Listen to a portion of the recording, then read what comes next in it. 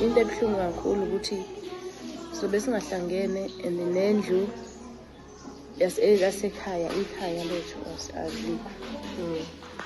Ngiphatheke kabuhlungu.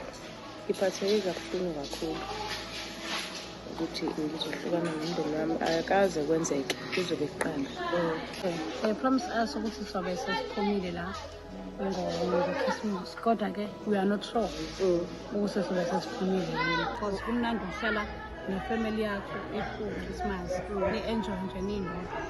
So ayikho into esingayenza siyohlala uma uthi mhlawumbe asiyitholi ngoba we don't have any place to go.